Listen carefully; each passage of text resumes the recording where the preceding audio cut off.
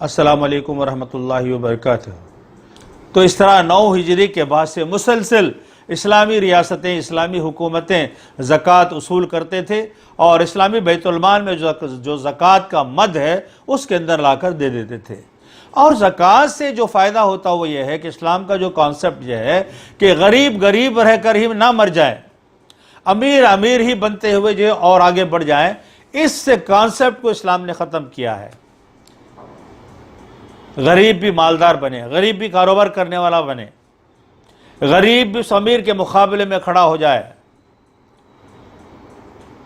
इस कॉन्सेप्ट से ज़कात को मालदारों पर वाजिब किया गया है।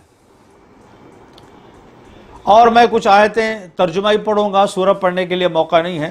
तो अल्लाह ताला ने ज़कात किन चीज़ों के पर वाजिब किया, इसका भी तज़किरा अल्लाह ताला ने कुरान में किया है। वो ये है, और जो लोग सोना और चांदी ज़ख़ीरा करके रखते हैं और अल्लाह की राह में ख़र्च नहीं करते हैं, उन्हें दर्दनाक अज़ाब की सज़ा दे दो। मतलब ये है कि सोना और चांदी के सिलसिले में भी ज़कात देने का हुक्म अल्लाह ताला ने दिया है।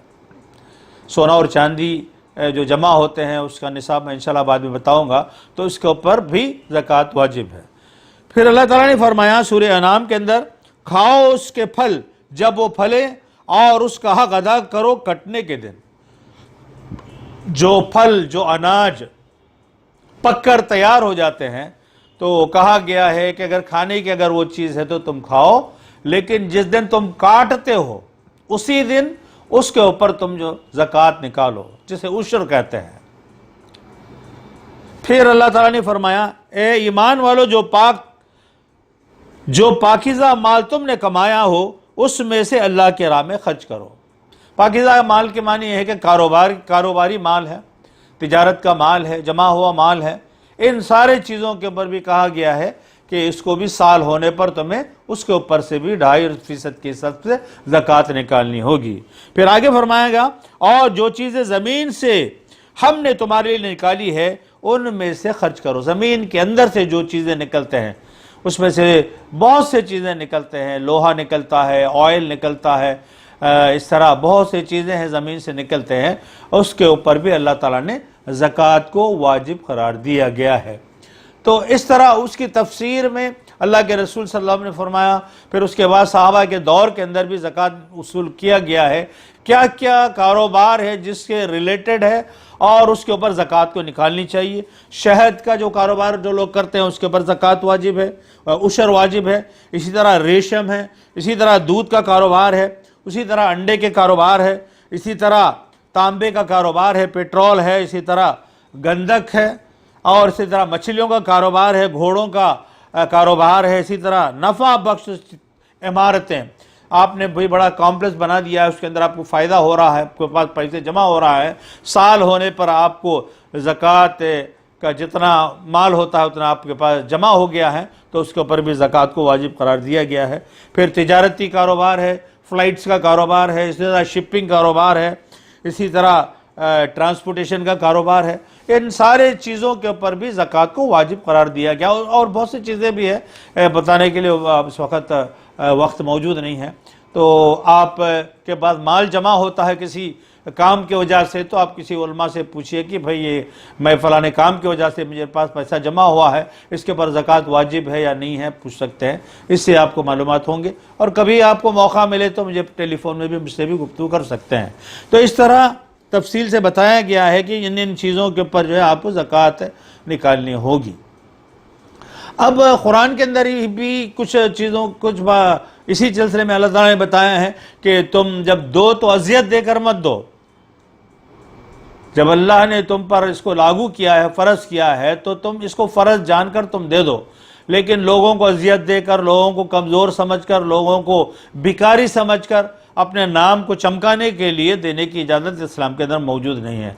आज हम देखते हैं कि ज़कात की लुंगियाँ अलग बेची जाते हैं, ज़कात की साड़ियाँ अलग बेची जाते हैं, और घर के सामने लाइन लगा दिया जाता है, साड़ियाँ बांटते हैं और इसी तरह लुंगियाँ बांटते हैं, और सारी दुनिया को मालूम होता है कि हमने ज़कात दिया है या हमने खैर व खैरात की है। अल्लाह ताला इन तरह की चीज़ों को कबूल नहीं करता है। अल्लाह ताला इस तरह के दिखावे को कबूल नहीं करता है। एक मौके पर तो कहा गया है कि तुम इस साथ से देते हो तो इस साथ को पता नहीं चलना चाहिए।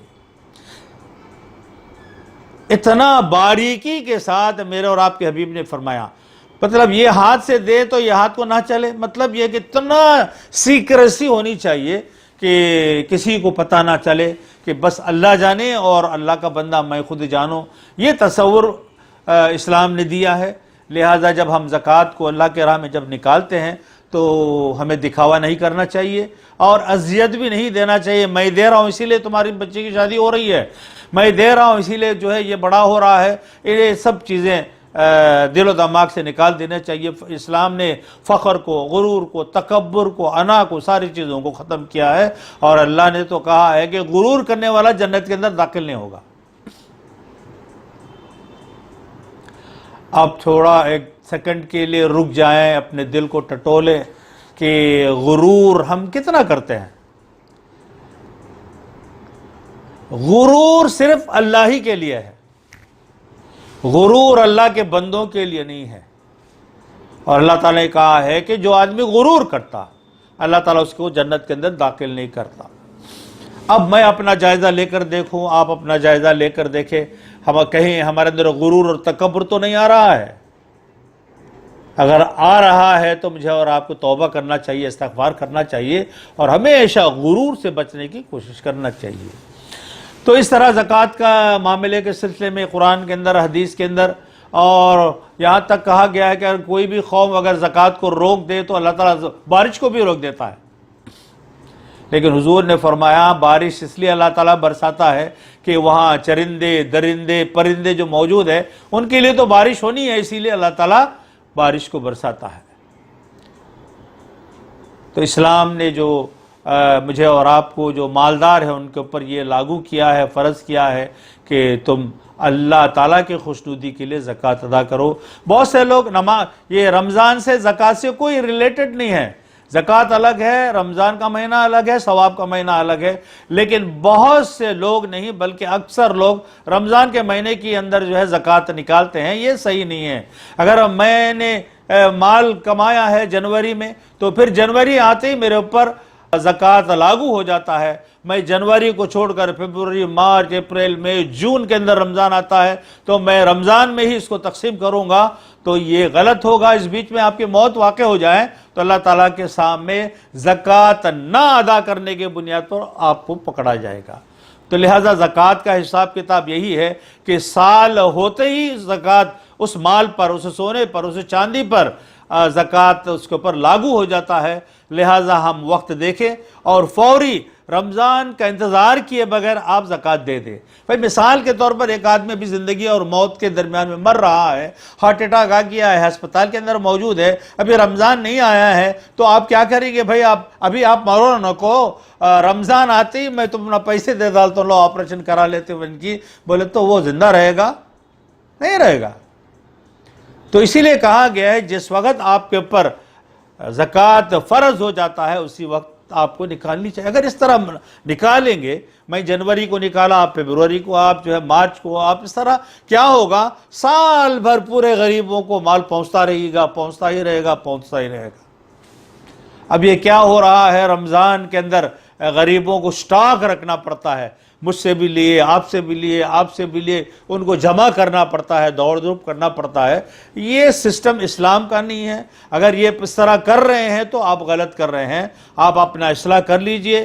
جس وقت آپ کے اوپر زکوٰۃ واجب ہوتا ہے، سال ہو جاتا ہے، آپ اسی وقت زکوٰۃ نکال دیجئے، تو انشاءاللہ اللہ تعالیٰ وہ ثواب دے گا جو ہمیں درکار ہے۔ اللہ سے دعا ہے کہ اللہ ہماری مدد فرمائے۔